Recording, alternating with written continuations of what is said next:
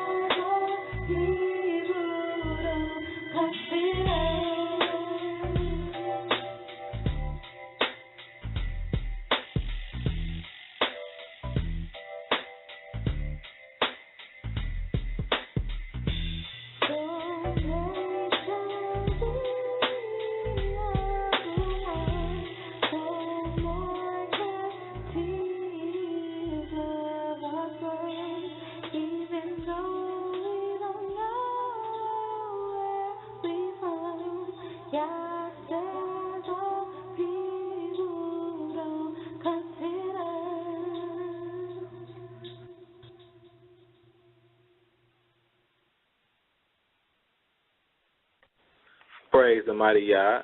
It's your boy, Sadat, back.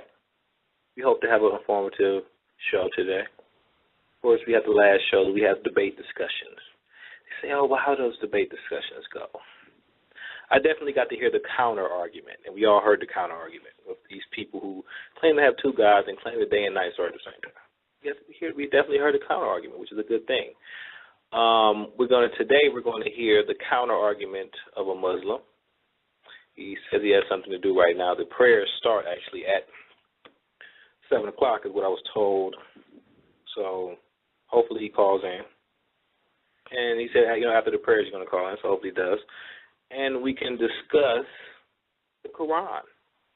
And does it conflict with the Almighty's commandments? First thing I want to do is go to the book of Exodus 23 and 13.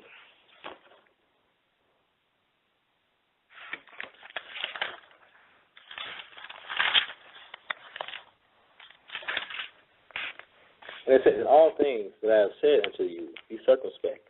Make no mention of the names of other gods. You let it be heard out of thy mouth. So right here, I'm not going to be saying the word A-L-L-A-H. Also, so I'll be calling them the deity, or I may say Dala. But also, I want to let our Muslims that are listening know that I'm not anti-Muslim. Some Muslim I've discussed with Muslims. Because I have a lot of family friends that are Muslim. So I do get in discussions with these brothers, and they say, well, you're already looking at a pessimistic mind state. You're already looking at it like it's wrong, and that's why you would not clearly get an understanding, brother. And I would tell them, but I used to be a Muslim. I used to believe in the deity A-L-L-A-H and say the name a lot. But that's not even a name, really. But I don't have the brother come on. Hopefully the brother comes on and clears it up, because that's really not a name. It means the God. Allah is the God. But in the Quran it says that the deity has many names. You go to Surah 17 and 110. And it says, call on the deity or call on the beneficent by whatever name you call on him. He has the best names. What? So right here is saying that he has more than one name. Of course, he only has one name. He has many titles. You call him the Almighty, God, the Everlasting Father. You can have many different titles, but one name in particular. But of course, this deity has many names. One thing I did want to, that I told him I'm going to go over when he calls in, was Surah 2 and 230.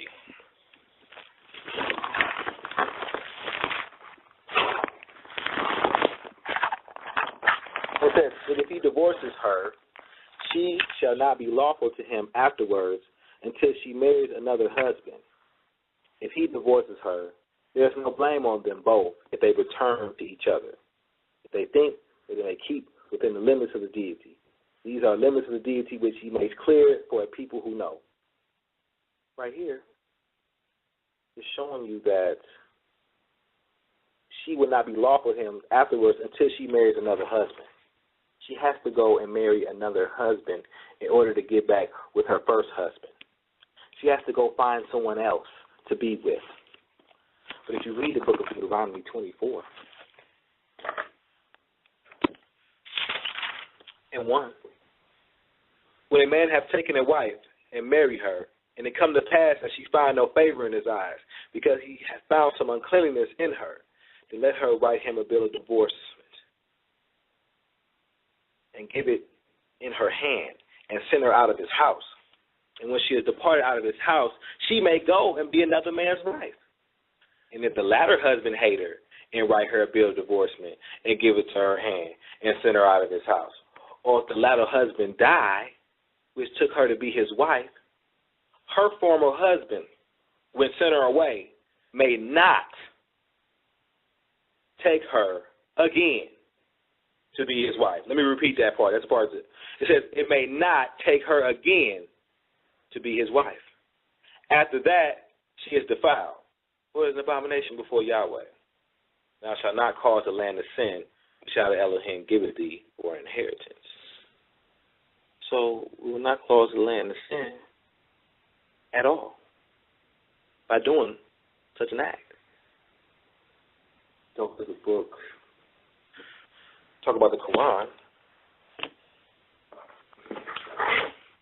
We see right there distinctly that it says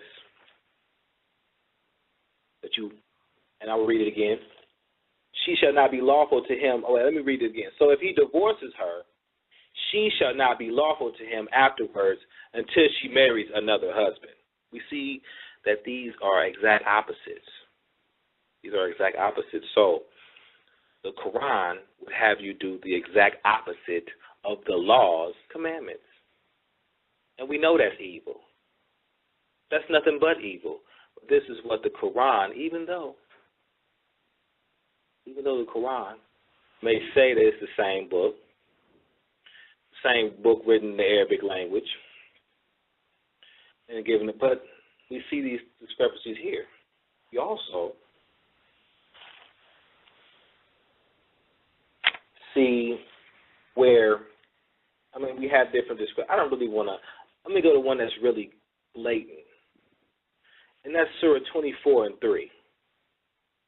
I'm going to read something in the Quran that will have you breaking the commandments. Let's read this, 24:3.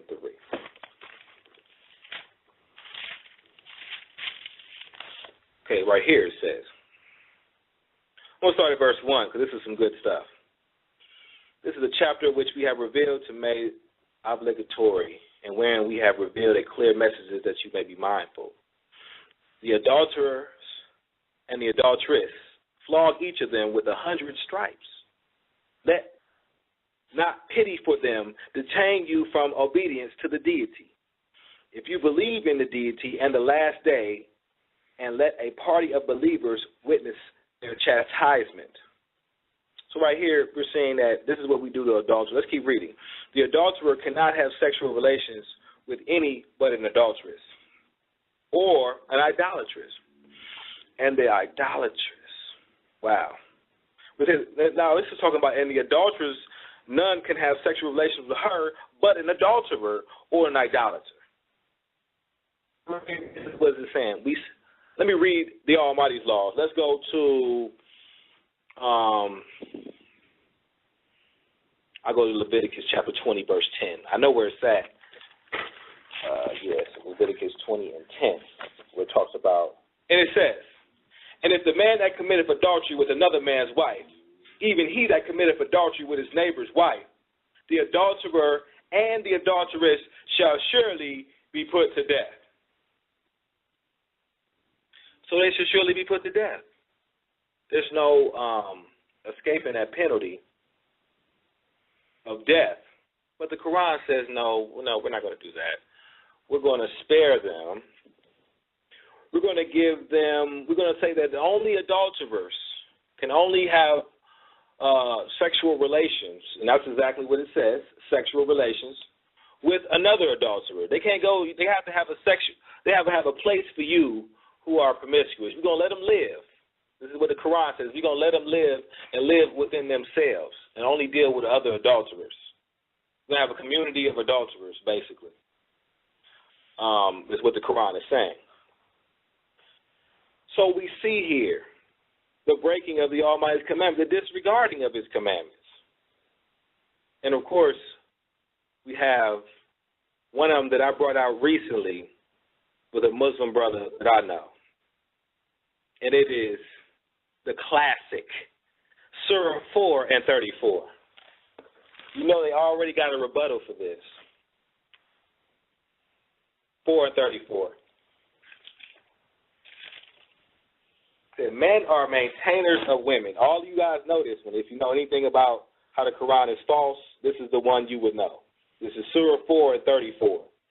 Men are maintainers of women with what the deity have made some of them to excel others, and with what they spend out of their wealth, so the good women are obedient, guarding the unseen as the deity has guarded. And as to those in whose part you fear desertion, admonish them, and leave them alone in their beds, and beat them. But they got lightly, you know what I'm saying? But there's no way of beating somebody lightly. And then they talk about, then they had this one debate that I actually have on archive, where the Muslim is recorded to have said that you have to hit them with a small stick. And that's how you chastise.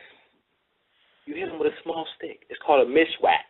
Now, I'm telling you, I didn't do the research. Now, this is what he said. This is what I remember. So if you look it up right now, you know, a mishwak. It doesn't make no sense for me to even try to look it up. What kind of sense does it make to get a little small stick and start hitting your wife with it?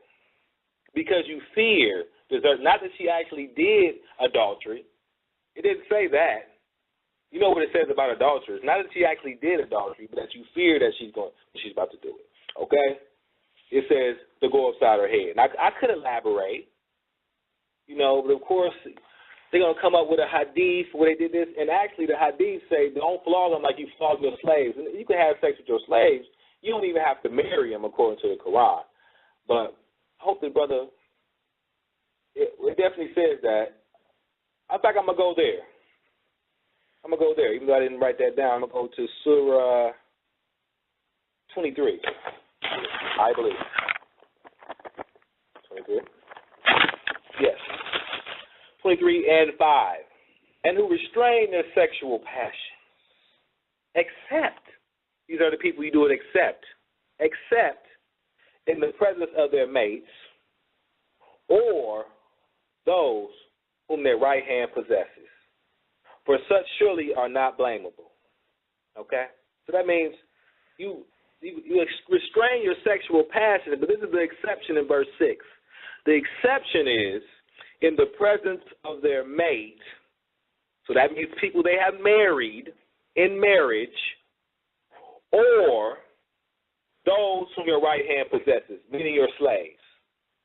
So you don't have to, if you're slaves, and we go over there to the African countries and enslave them and take over Egypt, the Muslim laws say if they're enslaved, they can, you don't have to get married right here. But also, it says something worse than that.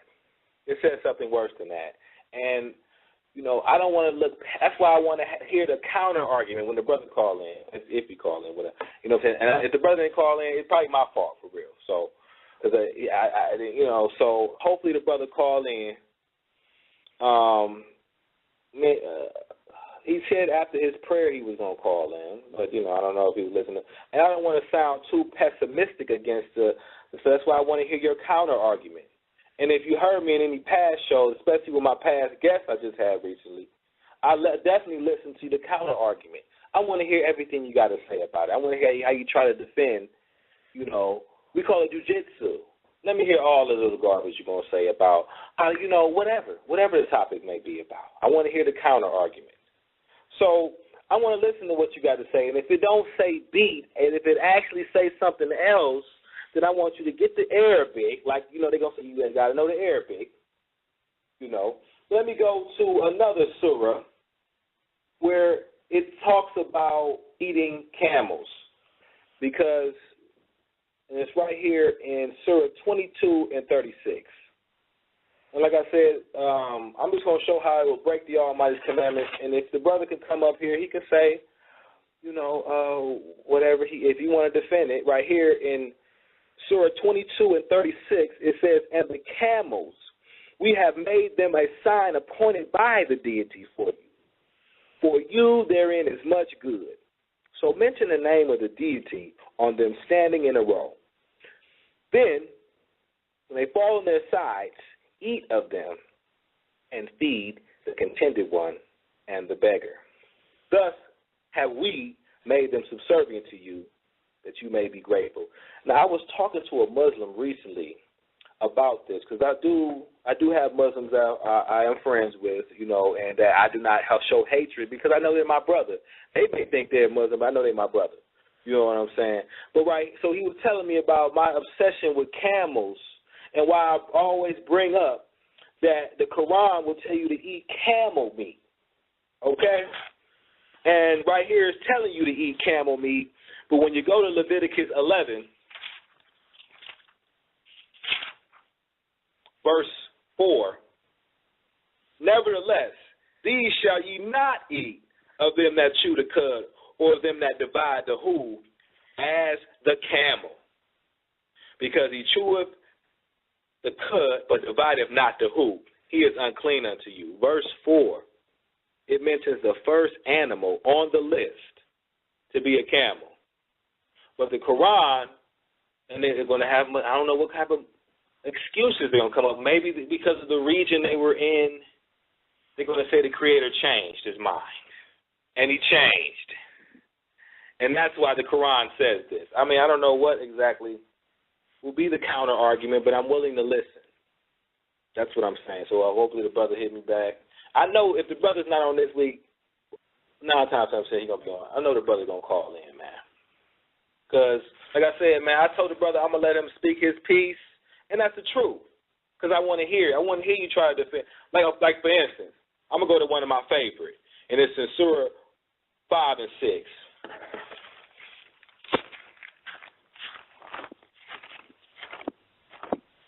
This was crazy. And this is before the dietary law. I didn't even read the dietary law. It said, "O you who believe, when you rise up for prayer, wash your faces and your hands to the elbows, and wipe your heads, and wash your feet up to the ankles. And if you are under an obligation, then wash yourselves. And if you are sick or on a journey, or one of you comes on the privy, or you have contact with women, and you cannot find water, betake yourself pure earth, and wipe your faces and your hands therewith." So you're putting dirt. This is dirt, right? Okay. Now, but the crazy part about, I don't know, if the brother is listening in, you can press 1. If the brother is listening, you can press 1 and we can get you on. The Muslim brother that's supposed to be on the show. But right here it says, "Oh, you who believe, when you raise up for prayer, wash your faces and your hands to the elbows." So that means Muslims, how much do they pray? 5 times a day. So it says this is what you do 5 times a day. While I'm reading here in verse 6. And you can go, like I said, you can type it in, bang it, whatever you want to do with it. And chapter 5, verse 6. Wash your faces, but it's what it says. It says, "And if you are sick or on a journey, or one of you comes on the privy, or you have contact with women." What's that saying? If you're on the privy, that means you're using the bathroom. Okay? On the privy, or if you have contact with women. What kind of contact with women? So we're not stupid. So if you're going to have contact with women or you on the bathroom, they say take yourself dirt and wipe your faces and your hands with. And like I said before, I do want to apologize if I may sound like pessimistic, like I'm angry at Islam or nothing like that. I used to be a Muslim. And what I want to do, I just want to hear the counter argument. You know what I mean? I'm going to get, where's the 616? Hey, hello? Hey. Hello? 616. Once you get that saying, I did. Oh, okay. Okay. So right here it says, "Betake yourself pure earth and wipe your faces and your hands wherewith." I don't know what was going on. I told the person to press 1. Obviously not the person. But "Betake yourself pure earth and wipe your faces and your hands wherewith." Wipe your faces with pure dirt is what it's telling you to do. And it's only when you can't find water. So I got to be honest about that part. But if you're in the desert and you're an Arab in the desert, when would you do this? If you have 5 times a day, will you have water every time, those 5 times a day before you pray? You may not have water 5 times. But let me read what I mean by desert Arab. Because we're talking about people in the desert. That's why I was giving you this provision, that you don't need water. You can just wipe dirt in the desert. But by going to Surah 9 and 99,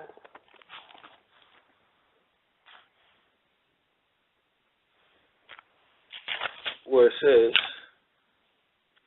"And of the desert Arabs are those who believe in deity and the last day, and consider what they spend and the prayers of the messenger as bringing them nearer to the deity. Surely they bring them nearer to the deity will bring them to his mercy.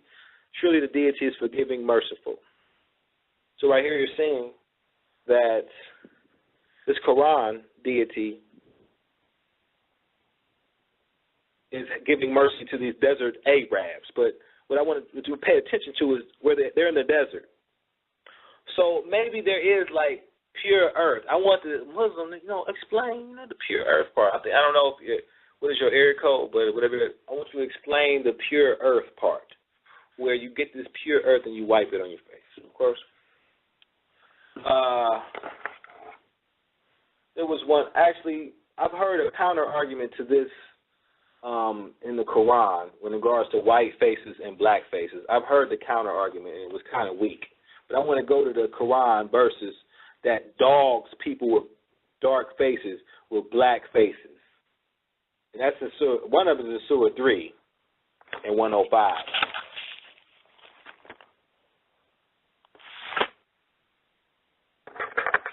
Surah 3 and 105, I start at 106. On the day when some faces turn white and some faces turn black. Then as to those whose faces are black, if you disbelieve after your belief, so taste the chastisement because you disbelieve. And as to those whose faces are white, they shall be in the deity's mercy. Therein they shall abide. So we see that the black faces called hell, literally in the Quran. Black faces called hell, but white faces, they were in the deity's mercy. They were in the deity's mercy. Now we also read in the Quran, the 39th chapter of the Quran, the 60th verse.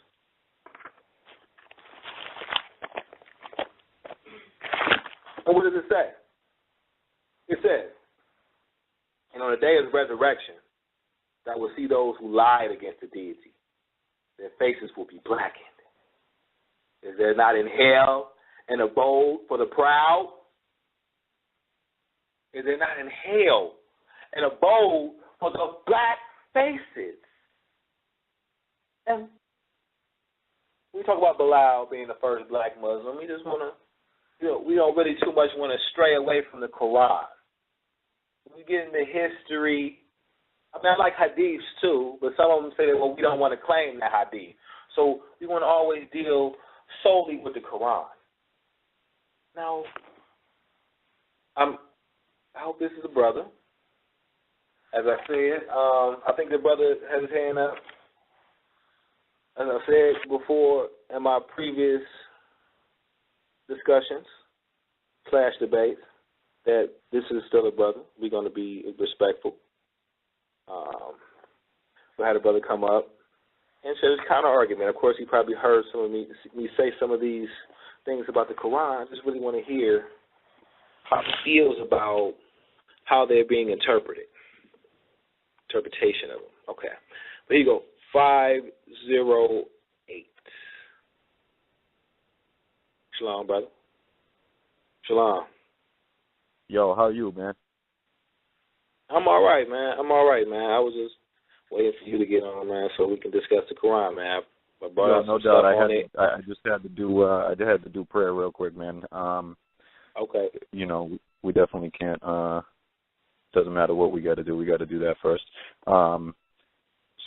Yo, could you? What are y'all going over now? I would just like to, because I came in a little bit late, and I heard something about black faces and this and that.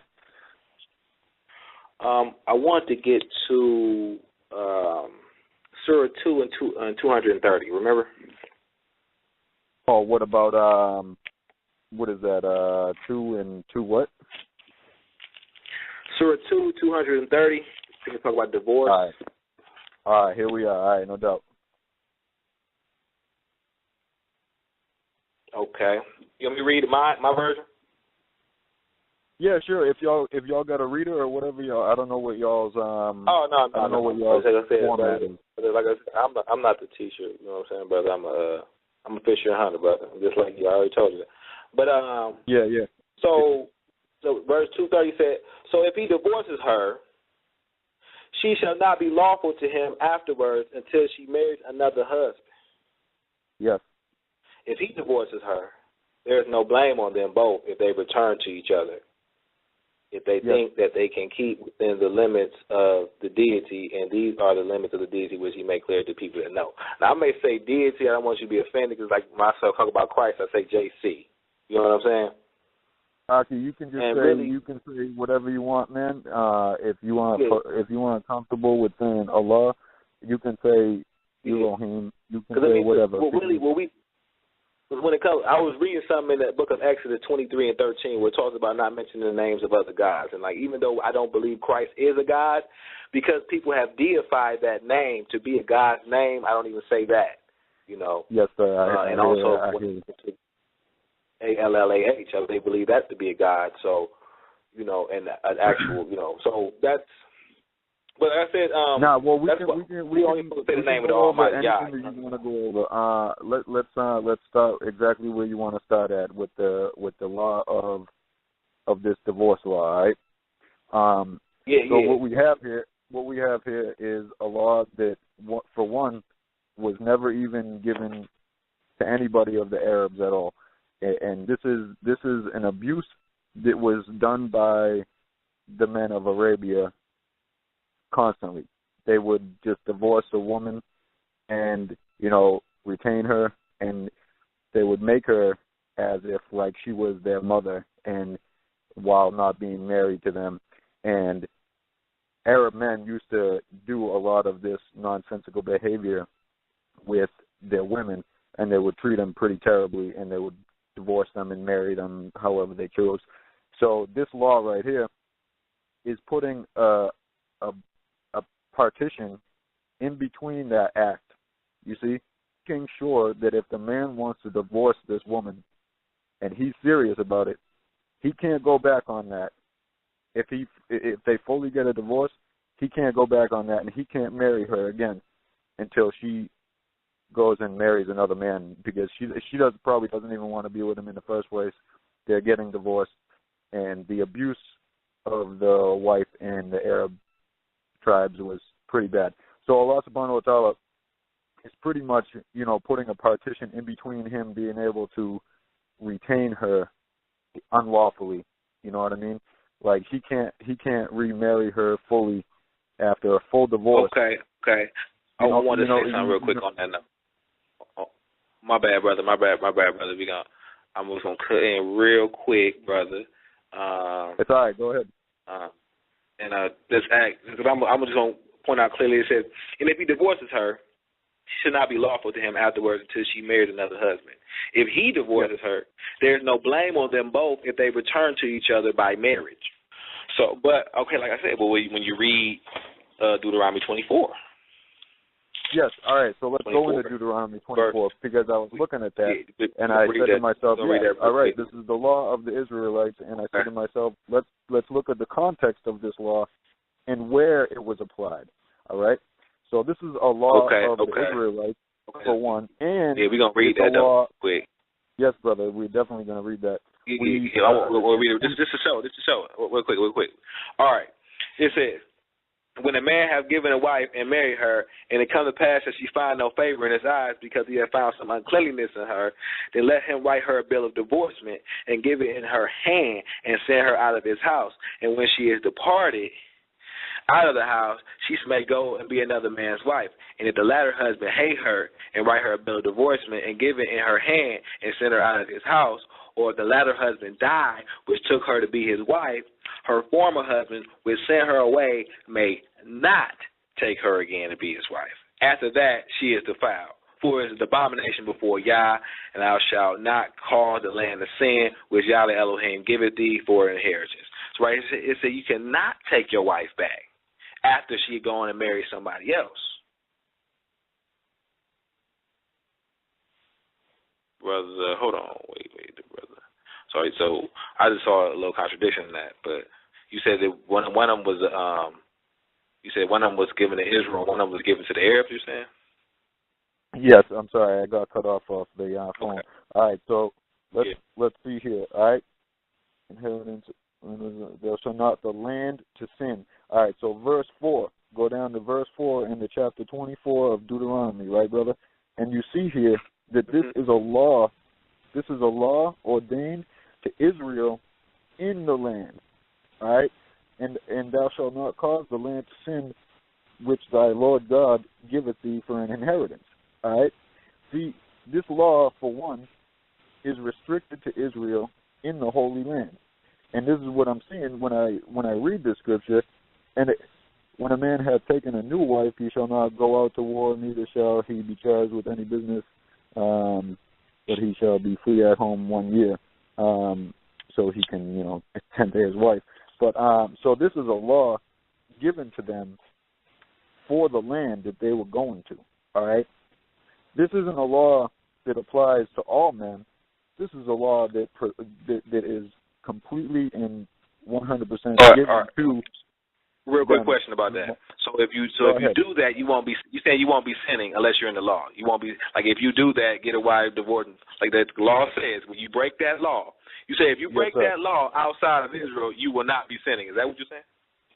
I'm saying that it's not a sin against the land as God has, because in the full context here, when we go down to verse 4, we see that it's talking about. Okay, you answered. You answered. It's not a sin against the land. So is it a sin against yourself though? Will it be counted? No. Hold up. Will you be choosing death? You not be choosing life. Will you be choosing death by doing that?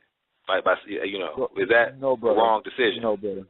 It's not a wrong decision to break this law outside the land. So you just got to move outside of Israel. And when you move outside, you can. Okay. We're talking about Israel. We're not talking about anybody else here. Talking you know about what? Israel. We got a lot more stuff, and it's something in Surah 24:3 about a marriage and adultery that I want you to check it out real quick. Yes, sir. It's in Surah 24:3. Yeah, the same. Yep. Get there. We right there. No, we're talking about in verse. Yeah. Let no man guilty of adultery or fornication marry anyone but a woman similarly guilty, or an unbeliever. Say, as in, you know what I mean by that.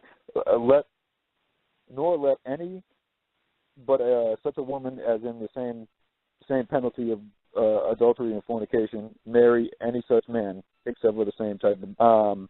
Such a thing is forbidden for an adulterous person to marry a believer, or a believer to marry an adulterer. Yeah.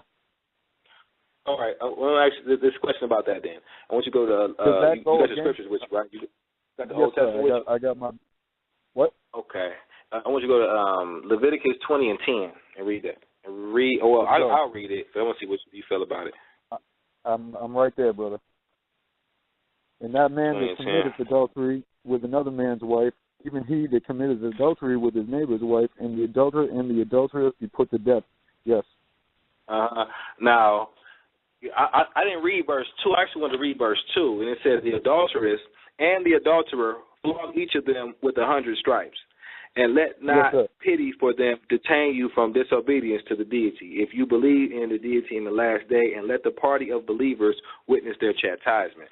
So right here, it's talking about not putting them to death, but I guess giving them stripes and then letting them live in a community that only adulterers that you can have, you know what I'm saying, sex with, instead of putting them to death. Pretty much just says it doesn't specify whether or not they're believers.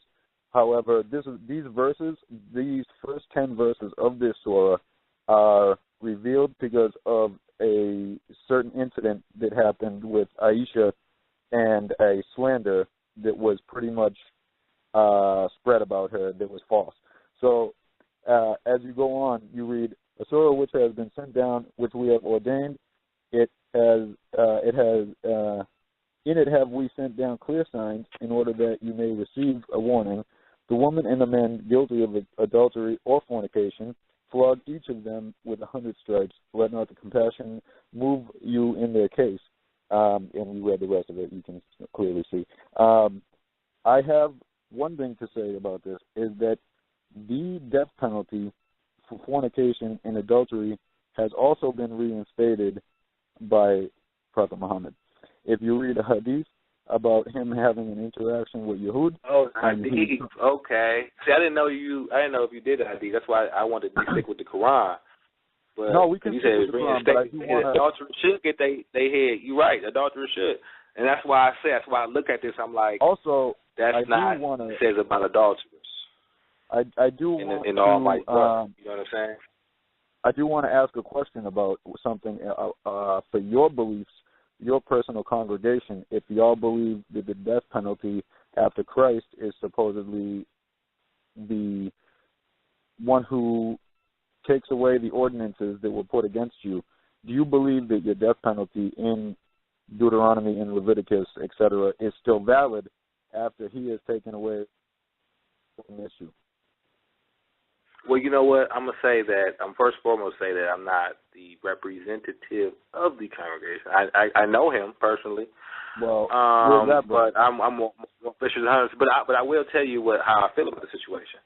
You were talking about Christ being this penalty. Christ is null and void with me. So, the New Testament is falsehood and it's lies and deceit. So y'all and don't the y'all Messiah, don't believe in King David. And King David will be doing. King David will actually be doing. Yeah, and I'm going to say this real quick. King David will be actually doing sin offerings in the future. So when we talk to them, they never answer this question. All the people that believe in the New Testament, they never want to answer this question. We ask them, well, if he is the sin offering to end all sin offerings, then why is the Messiah doing sin offerings in the future? Why are the priests doing sin offerings and trespass offerings, spilling blood in the future temple to come? And with the Messiah, they're going to be doing it every day for the whole week. What's that, Ezekiel? So we like... Yes, Ezekiel, yes. That's what I thought. I hadn't seen that in a while, to be honest with you. So your whole congregation... It's beautiful because they never want to answer the question. Like brother, your whole we on the Quran. Brother, your whole congregation doesn't accept Mashiach?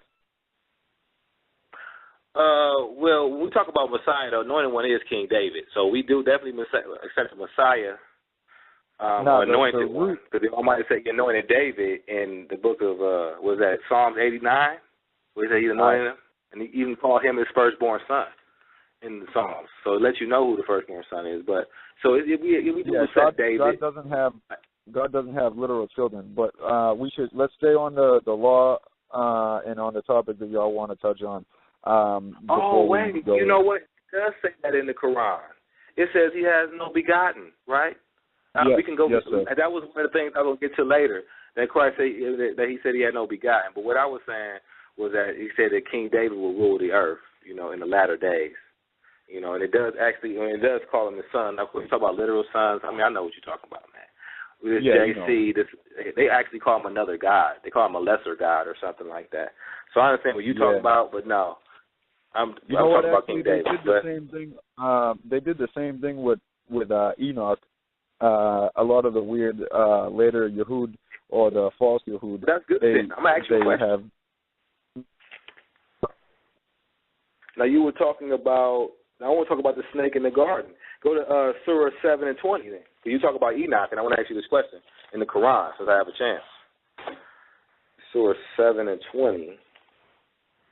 And I want to ask a Muslim this question. Because you were talking about Enoch, and the thing about Enoch is, it comes into this whole thing where they believe that angels had sex with human women and produce giants that destroy the earth or some garbage. Like, I know the book of Enoch, I've been through and beat up the book of Enoch. It's garbage.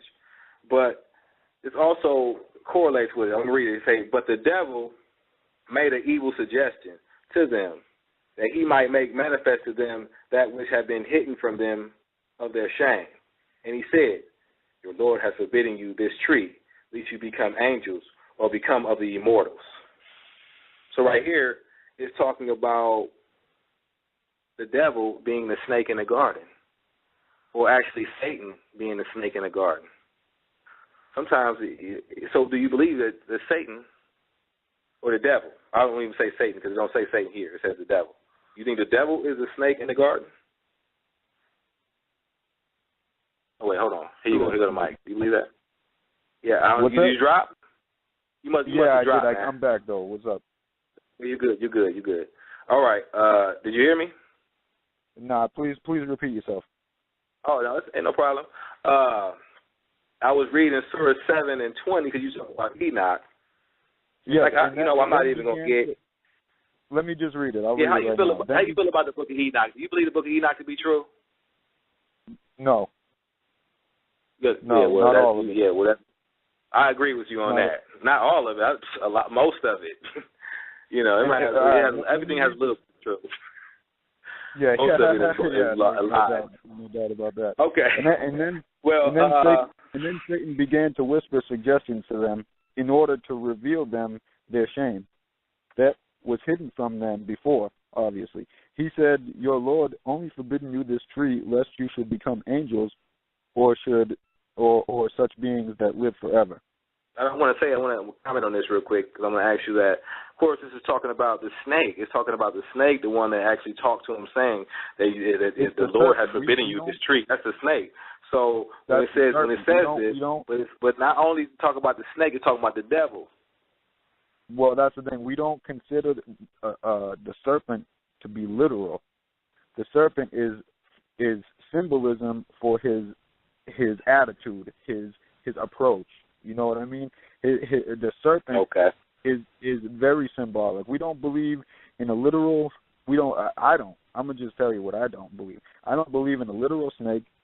I don't believe in none of this that literal stuff. You believe it's the devil, though?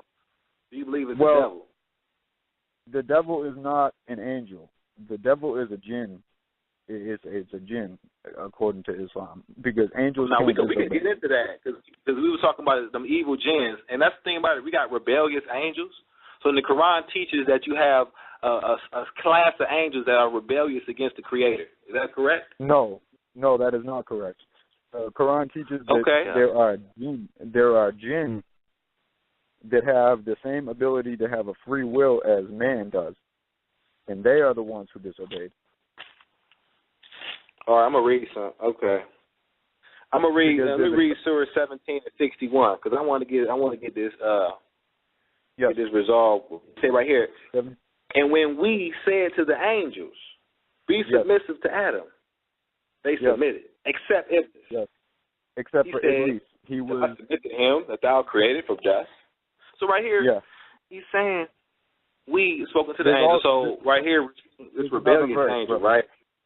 There's another verse that shows you that Iblis was amongst the jinn. Okay, I'm gonna go to 17 and 95.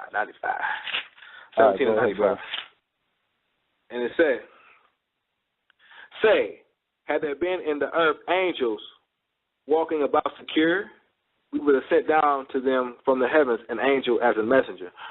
Well, I'm gonna keep it real. The reason that I read that one in particular is because I'm seeing a trend, and I've talked to some Muslims about this. When the Quran, when the God of the Quran refers to himself as we, they have told me it's a royal we, and I want you to just want to hear same what. One in Genesis, brother. Okay, so which one? Where? We got Genesis where he says we created man in our image, in our likeness. Okay. So, and that's, of course, that can be argued. They're talking about the angels. You've been to Job 38, right? I'm going to Job 38 because after this, I'm asking you a question. Yeah, because the angels with the, what is it right here? Okay, let me read it. Because I'm going to ask you because, and this is Job 38, verse 4, it says, "Where wast thou when I laid the foundation of the earth? Declare if thou hast understanding. Who hath laid the measures thereof, if thou knowest? Or who hath stretched the line upon it? Whereon are the foundations thereof fashioned? Or who hath laid the cornerstone thereof? When the morning stars sang together, and all the sons of God shouted for joy." So we talking about when the Almighty was making the earth, he said, who was there with him?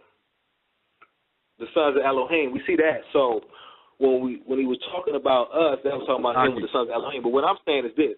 When you read, I'm going to go back to Surah 17 real quick. I'm going to show you. Surah 17, the first one I did, it was Surah 17 and 61.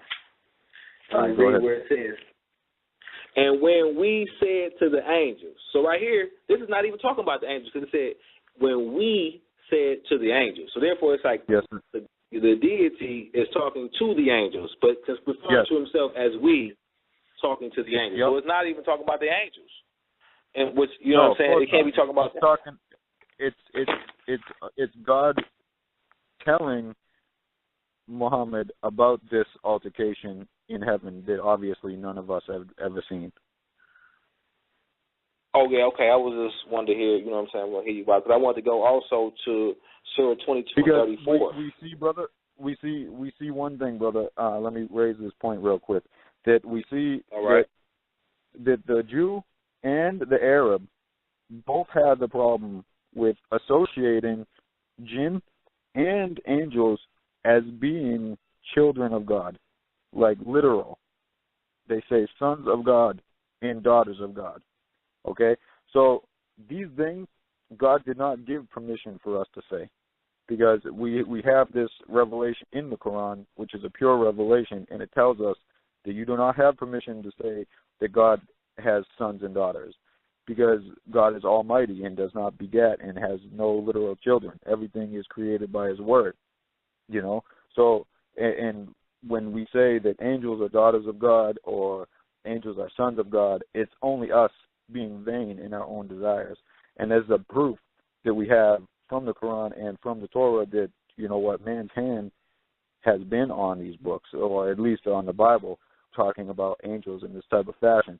Because an angel, you know, an angel is just a spiritual being. You know, I don't want to talk like I know what an angel really is, but it's not a son of God, because an angel, it doesn't have, you know. Well, the thing I wanted to focus in on was the fact that, you know, I'm sorry, I messed up this thing. All right, the thing I wanted to focus in on is the fact that is there somebody else when it says we, it wasn't about the angels. Like when it's saying let us make man, it was talking about with the angels, and that's why I wanted to. They make the distinction that the Quran is not talking about, when it says we, it's not talking about the angels as well. It may be talking about your God, but I want to read Surah 22 and 34. All right, no doubt. Where it says, and for every nation we appointed acts of devotion that they might mention the name of the deity on what he hath given them of the cattle, quadruples. Yes, sir. So, well, quadrupeds, sorry. So your Elohim is one God. Therefore, to him should you submit and give good news to the humble. I just read that to show how it says, for your God is one God. And he said, and it refers to the deity as he, not we anymore, but it's he. There's also another place in Surah 33 and 43 where it's called the deity he, so referring to one. Yep. You know, and I'm pretty sure there's many more. It's just, those are the ones I read through and I've actually caught. And you know what? That's a perfect example. But it also shows them in the single form as well. I'm just showing how it does says we. That's a perfect example, brother, because when we look at, you know, the parts of Genesis where he is creating, we see that he says we in one spot, right? He says, and we, man.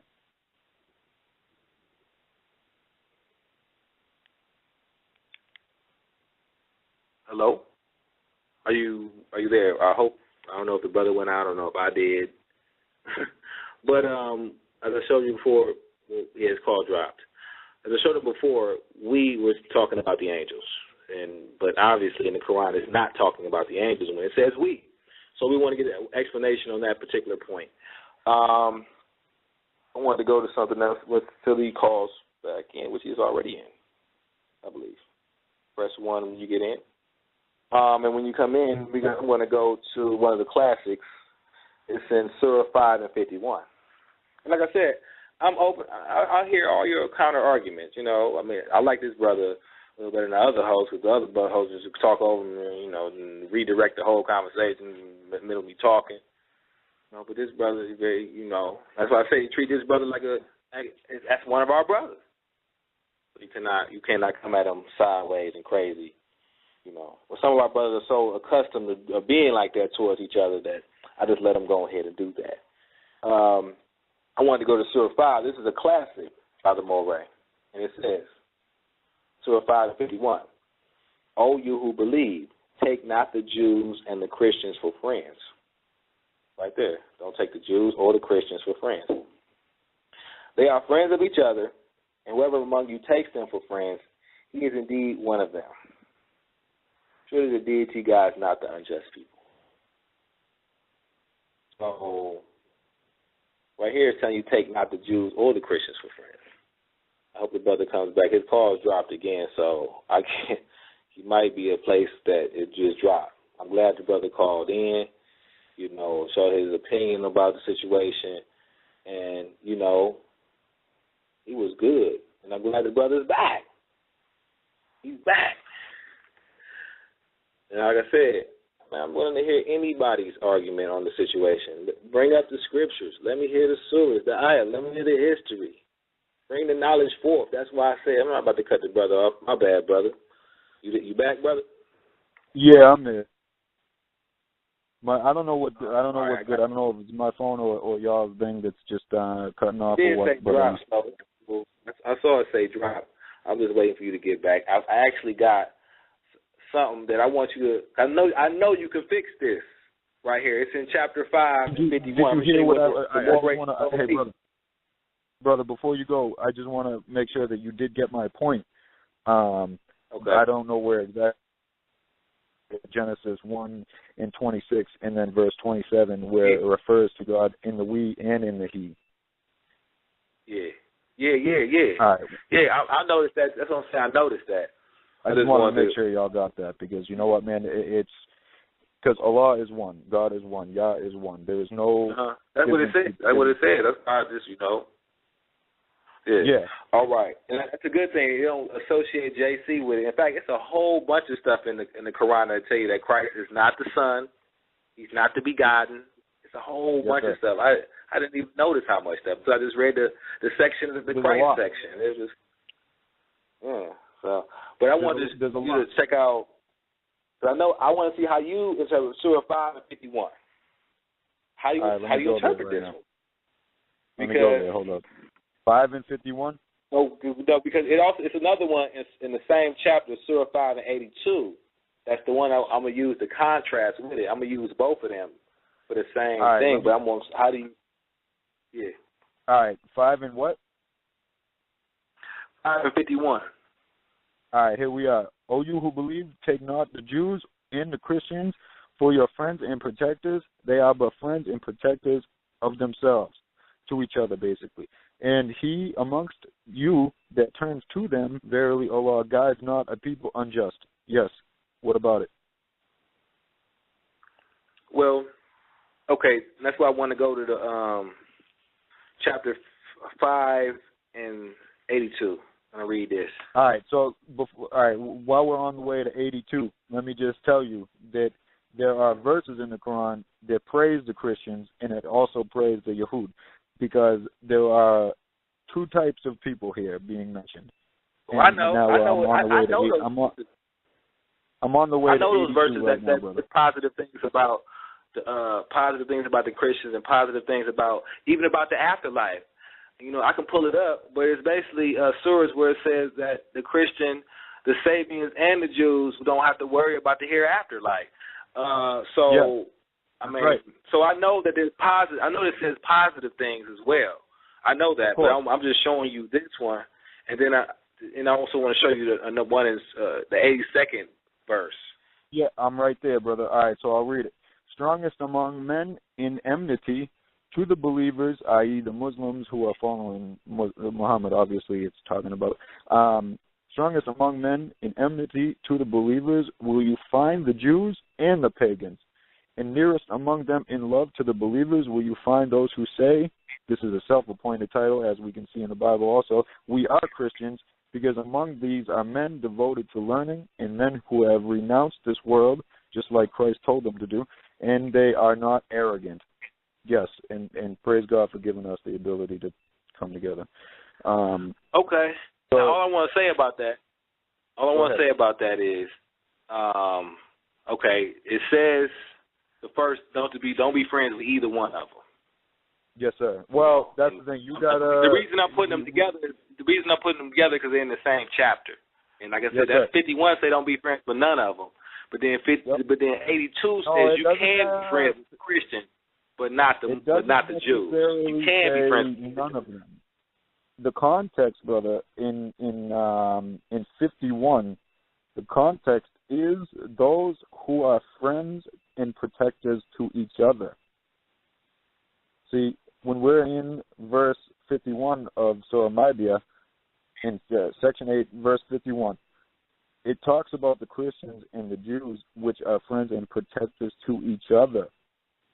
And it doesn't mention those who follow the Torah or follow Jesus, but it mentions those who friend and protect each other.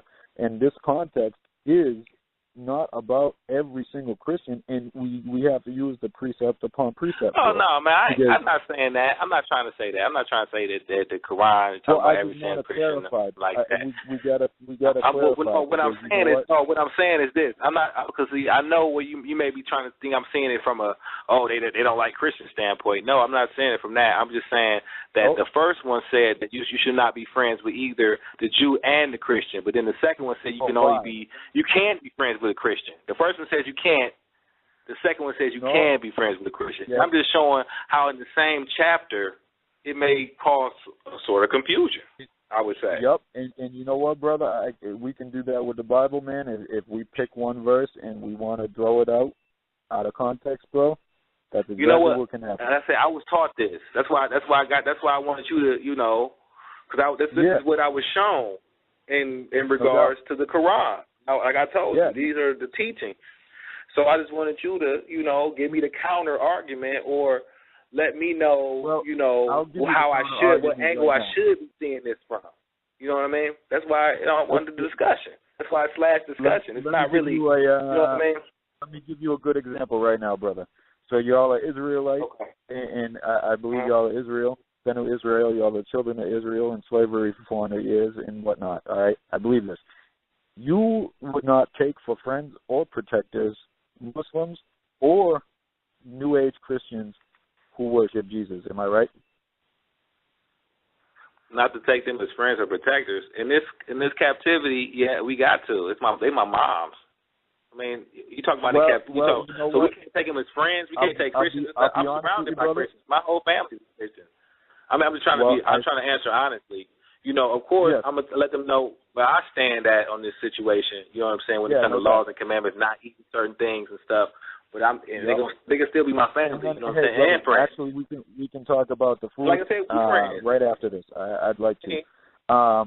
In the Jews, as friends and protectors, the context of this, brother, is we see, and we even see in Hadith that in the end times, which we are most definitely in the end times, the Muslim will have an alliance with a Christian type of people.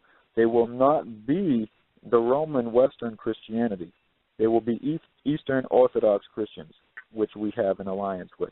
We are not allowed to associate ourselves with people who have false gods, and we are not allowed to associate ourselves, including you, because you know what? It's in your law to not associate yourself. Well, we can talk about the law. We can talk about the law. We can go to that's what we're here for. Yeah, I mean, we understand. I know Deuteronomy 13, where it talks about we're supposed to put a false prophet to death and things of that nature. But in captivity, it's just for me to say that we're gonna put these Christian ministers to death. We know they're doing abominations, teaching our people lies, and that the Almighty said they should be put to death. But it's not like, brother, we can't do the death penalty. Somebody commits adultery. You feel what I'm saying? Even though it is one of the 10 commandments, it's just heathen and not in captivity. But of course, we're not gonna commit adultery. We're not gonna break the laws. But we cannot carry out the laws. It's just like the difference between judging somebody and actually carrying out the judgment. Of course, nobody gonna do that wickedness. But we talk about, putting somebody to death, like I showed in the Quran. It won't even put the adulterer to death. Right? Am I correct?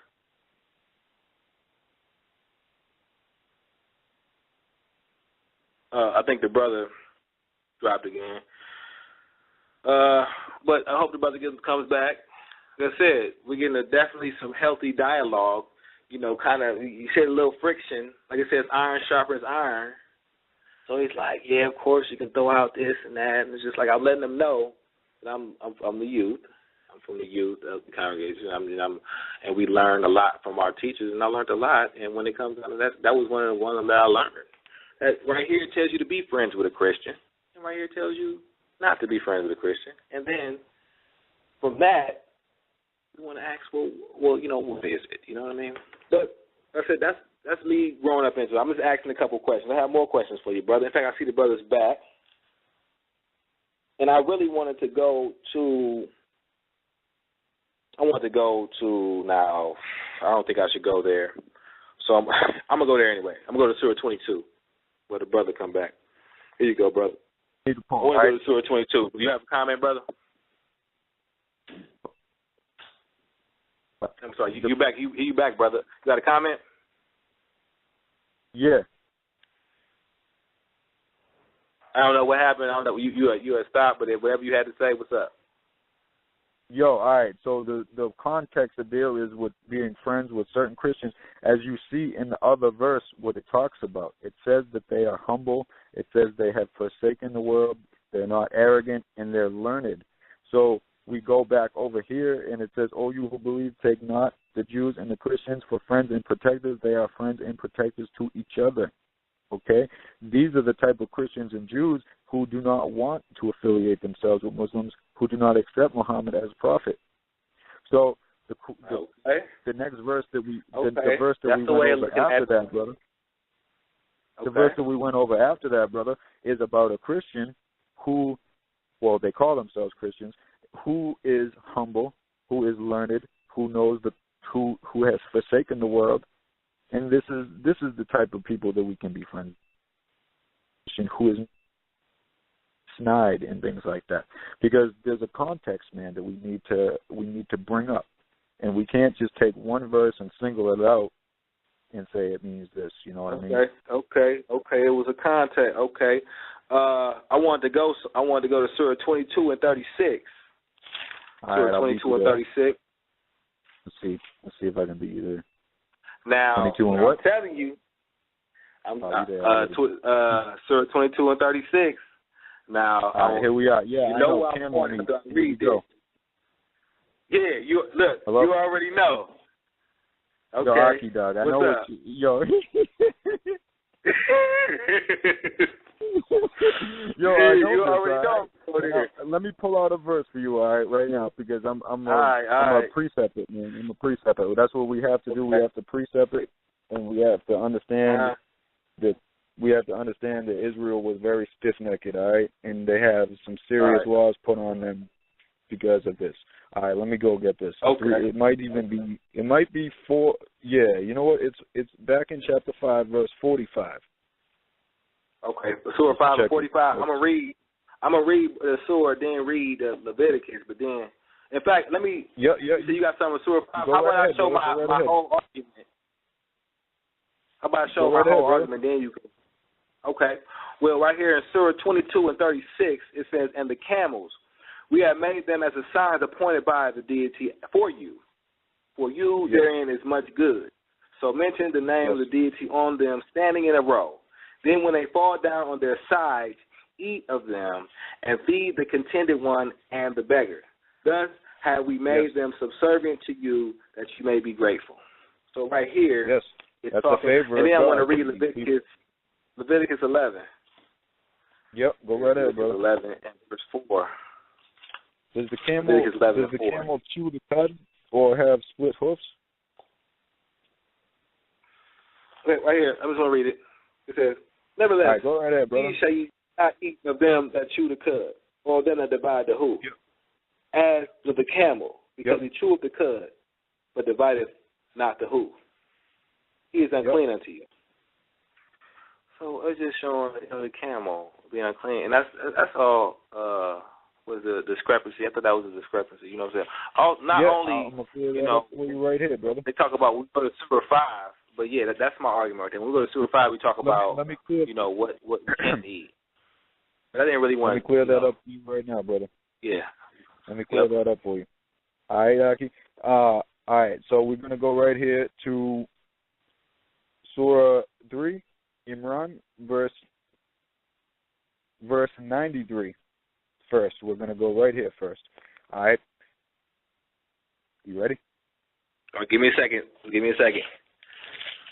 Take your time, brother. I'm there. Good. All right, no doubt. All food was lawful to the children of Israel, except what Israel made unlawful for itself before the law was revealed. Say, bring you the law and study it if you are men of truth. All right. Now let's go right over to verse 5. Sorry. All right. Surah 5. We want. Can you get some clarification with that? I just want some clarification with that. Before you move on. Right ahead, what you're saying is that. So what you're saying is that all food was lawful to the children of Israel. So children of Israel can eat some swine. before the Torah was revealed. Is that what you're saying? Before the law was revealed? Before the law was revealed? It was okay. It was lawful. It was lawful by, like Abraham. Abraham, you know what I'm saying? Like all food was lawful to Abraham because it was before this, right? I don't believe that swine was lawful. And I only say that. I only say that by that's the only one that I have. No, I'm just trying to get an understanding of what you're trying to understand by this verse right here. It said all food was lawful to the children of Israel before the Torah was revealed. So that means before it was revealed to Moses, all food was lawful. But then you read in Genesis 7. Yes, and this is how we see. This is how we see that the Torah was rewritten by the Hebrews. All right. The Torah was rewritten by the Hebrews. I'm going to read Genesis 7:2 real quick. Just want to read Genesis 7:2 real quick. It says, go right ahead. Every clean beast thou shalt take of thee by sevens, the male and his female, and of the beasts that are not clean by two, the male and his female. Now, what does it mean by clean and not clean? It means, I'm going to be honest with you. I personally believe that that's an addition and a corruption to the Torah written by the Hebrews in a later time, during the time of Ezra, because there was no. You're gonna have to come up with that history because you talk about addition to it. I mean, yes, sir. You can't just, you're gonna have to really come up with the information. Now, we can show how Marcion in the New Testament was made by the Roman Catholic Church by a whole bunch of Gentiles. We can show that. But you're gonna have to come up. I hear you. But we can't. Let me go right quick. Yes, let me go right quick about this food. Let me finish about this food thing, all right? So in the commentary right here, for there's a verse that I had just read, except what children of Israel made unlawful for themselves, meaning they had made unlawful for themselves food before the law of Moses was revealed, okay? You see that? All food was lawful to the children of Israel except what Israel made unlawful for itself before the law. You see that? Aki? Yo, you there?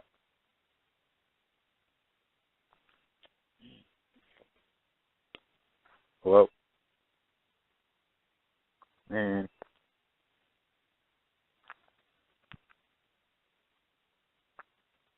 You there?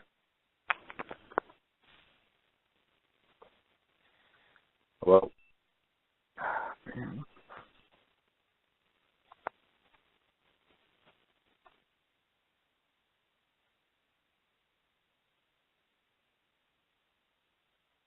Is.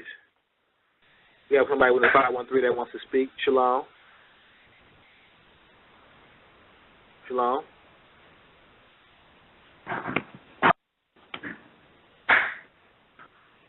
Shalom.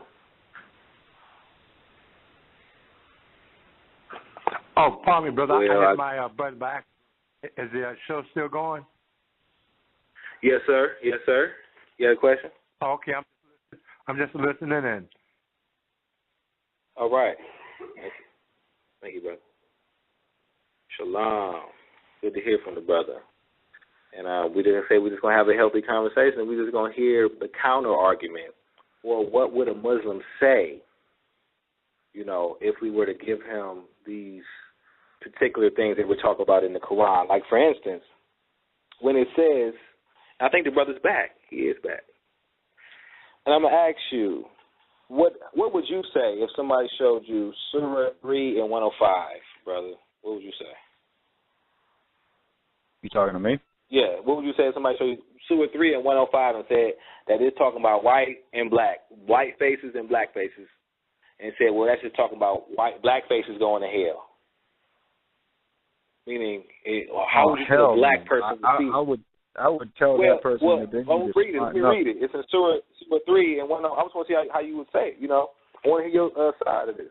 Yeah, let's do that, definitely. This is what, like I said, right here in Surah 3 and 106, it says, on the day when some faces turn white and some faces turn black, as those faces are black, did you disbelieve after your belief? So taste the chastisement because you disbelieve. And as to those whose faces are white, they shall be in the deity's mercy. Therein they shall abide.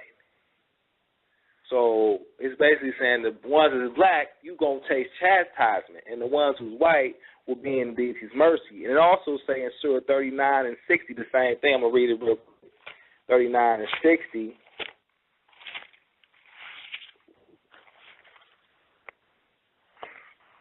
Where it says, and on the day of resurrection, thou will see those who lied against the deity. Their faces will be blackened. If they're not in hell and abode for the proud. So we see, the brother's back. Okay. My bad, brother. We were just reading about white faces and black faces, even though I heard a counter argument. They say, that just means that they start to glow. I don't know. But, the verse, what it says, right, brother? It says, on the day when some faces will be white and some faces will be black. Okay? And then we go right over here to verse 107, and it says, will be. Okay? But those whose faces will be white. Okay? Meaning what? Meaning they're not white now? Like, if this was about race, man, then that's absurd. And I would tell whoever the brother or the sister is who thinks that verse is about race and whites being in heaven and blacks not being in heaven needs some context because dude, they are off.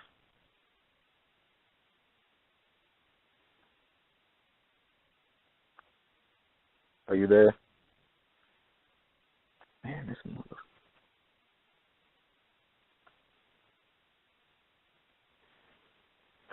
Yeah. Hello? Shalom. Man, y'all killing me.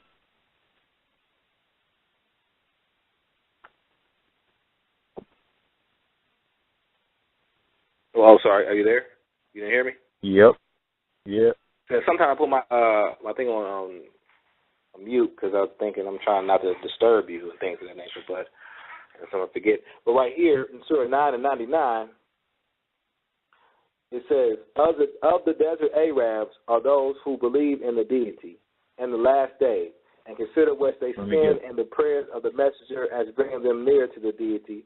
Surely they bring them near to the deity. The deity will bring them to his mercy. Surely the deity is forgiving, merciful. So right here it's saying that the desert Arabs. Now, when it talks about who the deity loves, he loves the desert Arabs, is what it's saying right here, and they won't be in his mercy. It doesn't talk about, when it talks about in the Quran, what does it talk about the black faces? I mean, it talks about the children of Israel. Yeah. But what, they ain't black? But it also talks about the desert Arabs. Yeah, no doubt. What Allah says in these verses, man, is that he loves those who do the righteous thing. You see that? Okay. If you want to go over the context of what he doesn't love, man, you're going to see what he doesn't love when we pull out the verses about what he doesn't love, man. Because I'm going to tell you, dude, there's a lot of Arabs that are going to be burning in hell with their black faces, all right? And they ain't because of race. They're Arabs. They're going to have black faces because they're just going to be in shame. It's a visualization, man. The white faces symbolizes light, and the black faces symbolizes shame with dirt and soot on your face from burning. You know what I mean? Okay, and that brings me, and I'm glad you said that, because that brings me to Surah 5 and 6, because I want you to actually talk about this. Now, we were just talking about the desert. I was just reading how to talk about the desert. I was Arabs, just about right? to get to that one. Actually, that's funny that you put. You about to get to that one? Because you were just saying dirt to the face, right? Yeah. Where you at? And you know what kind of context. You know what I'm about to read. What verse? All right, go. All right, chapter 5, verse 6, where it talks about. Oh, you who believe? How do you understand this one? It talks about dirt on your face, and dirt on their faces for the black people, not the black people, but the black turning black, you be ashamed with dirt on your face and all that. No, it's not dirt. I'm gonna say this right here tells you to wipe yourself, not with dirt, but with clean earth. With clean earth, yeah. All right. This is not the same black face. You understand? It's a symbolism of soot, like ashes and stuff like that on your face, like the symbolism of what a glowing face is in comparison to a face that has all like chimney soot on it. You know what I mean? Okay. You know what I mean? Okay, well, because there's no way in hell, all right, bro, that only black people are getting into heaven, and there's no way in hell that only white people are getting into heaven, all right? And there's I know that. So, well, this is something that you say you know, but according to maybe somebody who doesn't understand, I don't really want to get into. We talk about heaven and hell, because then we got to get into like where it talks about in the Quran about gardens with flowing water and things of that nature, and because then some people, okay. Because you know how people say how the wives in paradise, and then they say a river of wine, and but they think the whole stuff. So we're not gonna. That's a whole different aspect. I didn't even say I was gonna get into, but when it comes. Yeah, let's go with whatever you want, man. Whatever you want to talk about, let's throw down. All right, because I got a couple of pages. So, all right, well I'm gonna read this thing. Let me read stuff written out here that I want to go over, but I mean whatever you want to go over, we can do. We can go over food laws, business laws, marriage laws, slavery. Slavery? Go anything you want. I was going to ask you about Bilal, too. Before we read Surah 5 and 6, because I'm going to read from Surah 5 and 6. You were talking about wiping faces with dirt and when you're black. But what about it's Bilal? Not dirt. I've heard. No, Aki, you can't just wipe. Okay, with clean earth. Clean earth. You got to be correct about it. It is say clean earth. But before I read, what do you know? What about Bilal though? Like, is Bilal supposed to be the first African? Bilal's the first African Muslim, and somebody. I'm just saying you know what? He could have been Israelite. He could have been Israelite because he's Ethiopian, and according to some theories, that the tribe of Dan is Ethiopian. Yeah. If you read Deuteronomy. Well, if you read what's funny about that? If you read Deuteronomy 13, it talks about the sons of Bilal. And the sons of Bilal are low men who worship false gods, according to the Deuteronomy 13. You talk about, is there sons of Bilal that go among you?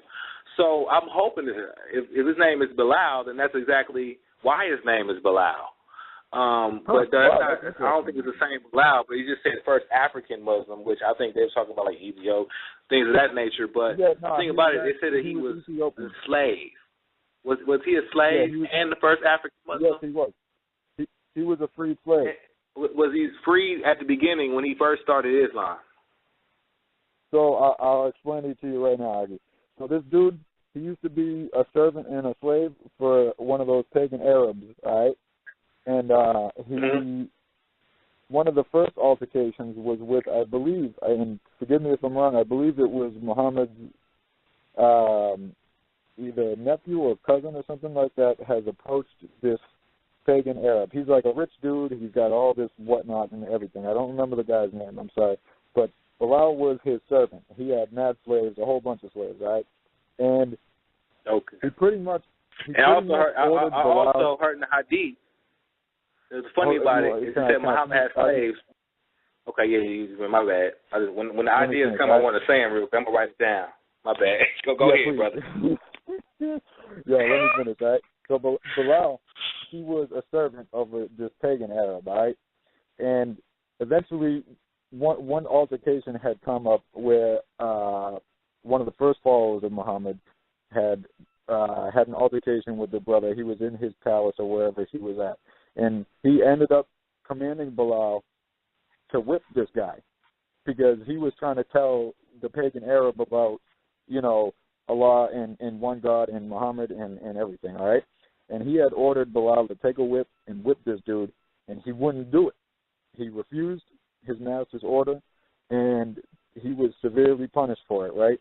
They had taken boulders, and they put boulders on this brother, man, in hopes to torture him, right? And kill him. I gotta ask you a question, though, brother. Okay, so you get in the Hadith, and I'm be honest with you, brother. I've been in the Hadith. I can honestly say that, but I have not done thorough study inside the Hadith. But you're talking about the Hadith. I had a question for you. I had a question for you about it, because it also said, now, if this is a quick question. You can say yes or no. Some of these questions. This is like 2 questions, but did Muhammad call his black servants raisin heads? There's a specific context to this, and I'm pretty sure if I go into it, I'll find out exactly what this term is supposed to mean. But I know for a fact that because of the last sermon of Muhammad, he was not a racist. I know he was not a racist because I ain't talking about racism than it is. You know, they got different laws. Like Islam got different laws. Like when you put somebody in captivity, how do you treat them? It shows us how we're supposed to treat the stranger. You know, in the Torah, but it also talks about how you treat your slaves, and it even talks about in the Hadith how you treat the slaves. So this is the way he treats his slaves. You know, but also I want to ask you something about the Hadith as well, because like I said, I haven't done a thorough research myself. I'm not gonna lie to you. I read through this Quran, but when it comes to Hadith. Now, it says that Prophet Muhammad, Prophet Muhammad had a 9 years. Somebody said this is an indictment against him. Brace yourself. You probably heard this before. Okay? Go ahead, they say that Prophet Muhammad had Aisha was 6-year-old when they engaged, but 9 years old when he consummated it. And he was like 53 at the time or something like that. That's just, like I said, I'm just telling you what I heard. In the Hadith. And it's supposed to be in the Hadith. We can go ahead and see how contradictory the Hadith is. We can go ahead and see real quick how contradictory this Hadith is when we look at the Quran. And forgive me for not being able to pull the verse, but the Quran gives you prohibitions against marrying somebody who hasn't had puberty yet. Okay. So and we see after the people, the experts in Sirah, which is the life of Prophet, we see that there are very big problems with some of these hadith because they claim to be authentic, but they're not. And we got some problems here, man, because you know what? People take those and they throw them all over the place, man. And it gets ugly, man, because you got heirs marrying 9-year-olds and shit. Man. You know how people can use that, and they use he did this, and I hate him, and but I just want to hear from your perspective. People really use that one. From my personal understanding, what I have learned about this is that the Hadith records that an offer was made at age 6, and it was denied by Muhammad. And then an offer was made at age 9, and he also accepted it. And she did not come to live with him until she was like 11 or something like that, around the time. And even in these age things, we got to be very careful because she went on a voyage with him to a certain area, and I'm not going to be able to do justice to describing this, but it pretty much says that she was around 19 years old, and when you add up these things, there's no way that the hadith that talks about her being consummated at 9 and married at 6, these don't line up. So you know what? Personally, I throw that out. I throw that one in the garbage, brother, to be honest with you. All right. Well, I wanted to ask you one that I know you're familiar with because it's the one that people always use when talking about Muslims negatively. And they go to Surah 4 and 34. So I want to hear what you had to say about this one. Surah 4 and 34. You already know, huh? You already know, huh? I'm gonna read it I'm gonna read it from the text. Okay. All right? I had my book. All right. I knew you knew this was coming. So okay. This is why I had a debate discussion. I really want to hear the counter argument, so I want them to talk, and I want to hear how you feel about this. So what's up? When there is no counter argument, what is?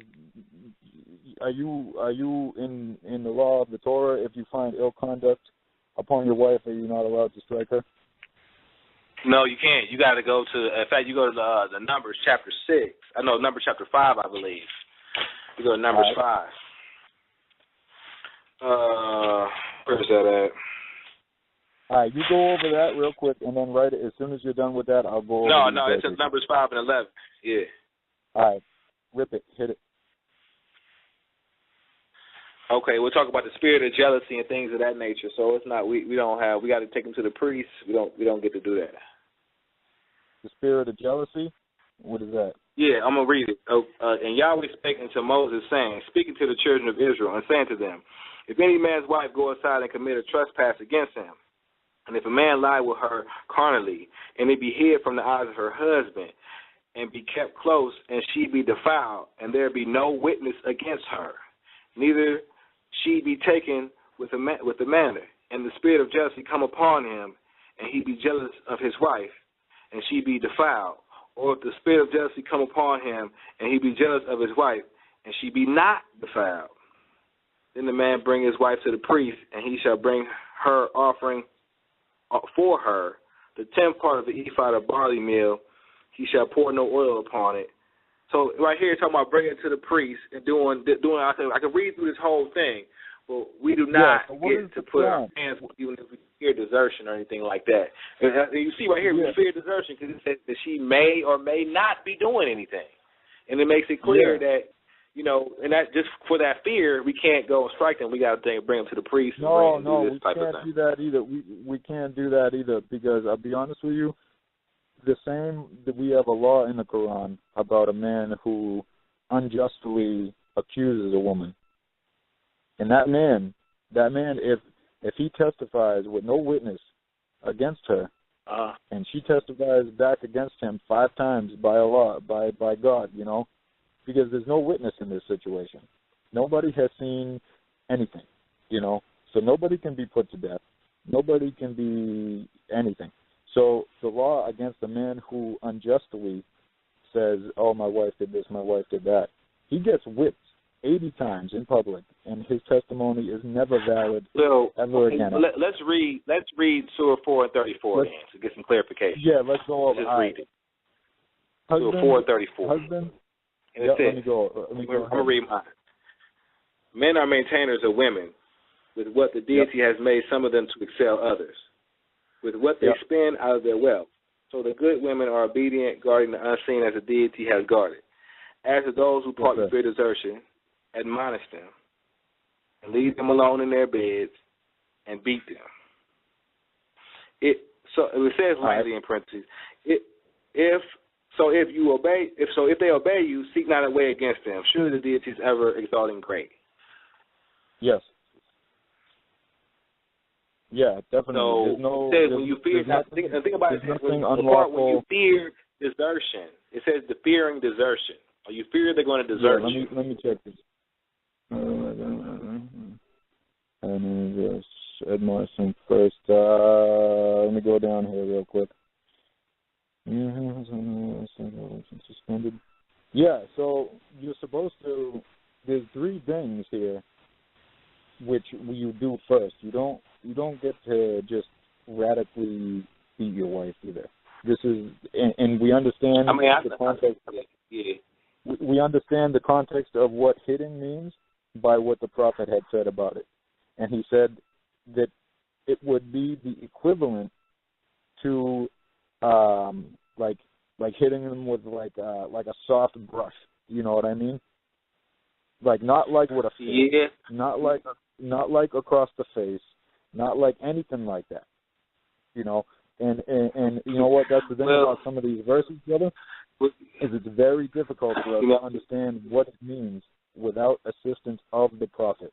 Okay, so this is the direct command of God, and we don't understand it always when reading it without the assistance of the messenger of God. And we may or may not sometimes need a little assistance. So when you see this, and it says... I wanted to see if I had the correct understanding of this in Surah 23 and 6. I want to see if I'm understanding this correctly. 23 and 6. Because cause we can talk about one thing, but we got a certain amount of time And we got many different things. Like I said, I want to hear your perspective, your side of every side of the story. I want to hear your side of the story, or one side of the story. We both have to admit that neither one of us are perfect in knowledge, and we're both growing, and we're both trying to understand, all right? So I am not perfect in knowledge. Yeah, me neither. You know what I mean, brother? Right. It's just we're not. I mean, if you say you are perfect in knowledge, then you are one of them haughty fools who are uplifted. Is uplifted and thinking, for real. Of course. I mean, it's always something. I'm always willing to learn something. There's a lot of stuff that I'm a young man. So, all right, let me read this here. We got Surah Mu'minin, which is the believers. Let's start at verse 1. The believers must, quote, parentheses, eventually win through. The believers must win through. Those who humble themselves in their prayers, who avoid vain talk, who are active in deeds of charity, who abstain from sex, as in something outside of wedlock, except with those who joined to them in marriage bonds, or whom their right hands possess, i.e., war prisoners, for they are free from blame. But those who desire... Okay, I want to read... You gotta read the... Wait a second. Keep reading, okay. Brother, you got to read the next verse. But those whose desires exceed those limits are transgressors. Okay? So we have to understand one thing. In war, you come back with prisoners of war. And the women that are prisoners of war are lawful to be joined with. Okay? And you'll see in a precept the lawful marriages in Surah Nisa that the captivities of war, i.e. the women, are lawful for you to marry. So these who your right hands possess, for they are free from blame, it means they have nothing over them that restricts them from being joined with those who possess them now. You know what I mean? All right, now I wanted to comment on that because, of course, the law in Deuteronomy 20, 21 and 10, it talks about, the captive thing. In fact, I'm going to read it, verse 10.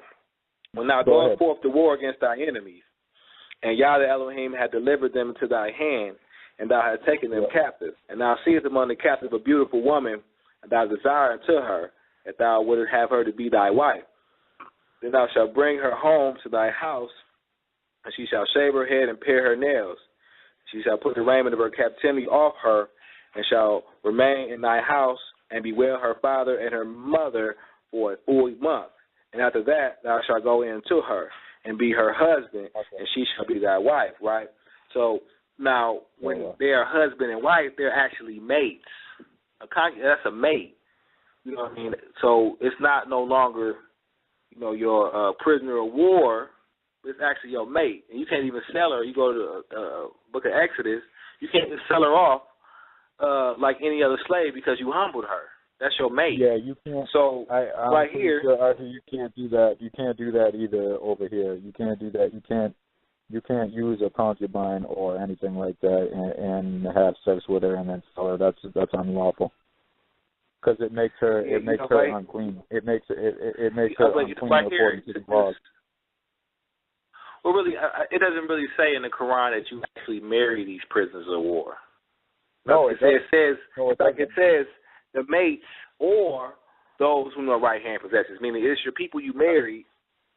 That's right. Or the prisoners of war. And the thing about it is, when you do get a captive, she had to pare her nails, shave her head, and for a month, you can't, it's a law. And then once you get married to her, then you can, and she's your mate. Then you can go into her, you know what I'm saying? But she has to be your mate. You can't just be a prisoner of war, you know what I mean? Yep. I got a precept for you right in my commentary. It talks about this. I got a commentary on the Quran in my book, and let's go over that verse one more time. It says, except with those who join them in marriage bonds, or whom their right hands possess. And right here it has a little number, and it tells me the commentary. Let's go down here and read the commentary together. This is further explained and amplified in 4 verse 25. It will be seen there that the status of a captive who's raised to freedom by marriage is the same of a free woman as regards to her rights. You see that? But more lenient as regards to the punishment to be inflicted on her. So if you want, you can go over to chapter 4, Surah Nisa, in verse 25, and read exactly. So what was that, sir? You just put out, brother. I want to make sure to read it. What was that? It's 4, verse 25. Because okay, 4, you know what happens. It says the same thing in Surah 70 and 29 and 30. It says the same exact thing, just in another place. But you said 4. Yep. Okay. All right, go ahead, brother. No, I was just saying that that's what the amplified meaning is. It's explained and further explained in the Surah number 4, verse 25, because the status of a captive. Well, let me show you something in Surah 24 and 33, because this is also somewhat, as people say, somewhat disturbing, and maybe you have another understanding of it. I'll be honest with you, Aki, when some of these people open up their Bible, they're going to be disturbed too, because they don't read it. So let's go. Let's go to what verse you're saying. Okay. Surah 24 and 33. All right. Here we go. Now I'm gonna read it. It said, "And let those who cannot find a match keep chase until the deity makes them free from want out of disgrace. And those of your slave who ask for a writing of freedom, give him the writing if you know any good in him. Give him of the wealth of the deity which he has given to you. And compel not your slave girls to prostitution when they desire to keep chase in order to seek the frail goods of this world's life. And whoever compels them, then surely the deity is forgiving mercy." So it says whoever compels them, right? It says, so basically it's saying whoever compels them to prostitution, brother, then they'll be forgiving mercy for that. I'm just saying. Agi, it does not say whoever compels them. It says, but if anyone compels them, compulsion is Allah oft forgiving and merciful. Meaning, I think we have somebody that wants. Oh, my bad. I'm sorry for cutting you. In fact, explain that, because I'm gonna explain that, then I'm gonna get 313 on here for a comment. But explain that real quick. No doubt. I'm going to explain that to you. Give.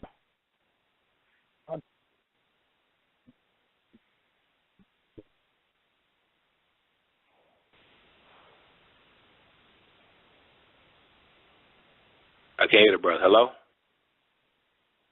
Okay, the brother's call is dropped. 313, you're on air. Shalom. I am? Yes, you are. I'm sorry. Right? I'm just listening in. Yeah, this is 313. I'm listening in. I'm one of your Facebook. That's why. Okay. Okay, shalom. All right, shalom.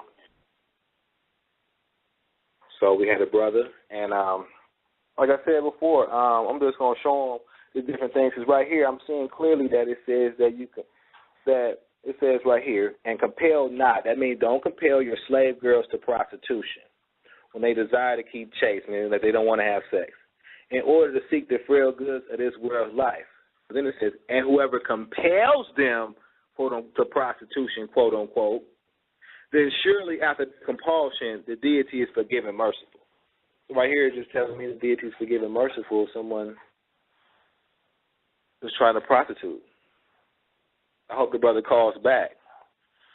So, but it says don't compel them to prostitution, but if you do, I'll be forgiving and merciful about it. I mean, it's the same thing when it talks about eating pig. It says, but if you are not, you'll be forgiving and merciful if you don't really want it. In fact, I can go read the dietary laws and say if you're not desiring it, but you have to have it because there's nothing else, then you'll be forgiven and merciful. But that's it. That's how it was taught to me. So we got the brothers back, and maybe put some clarification on what it's saying. That's what we're going to do. Brother, just let me know what verse you just read again, because I got cut off. It was Surah 24 and 33.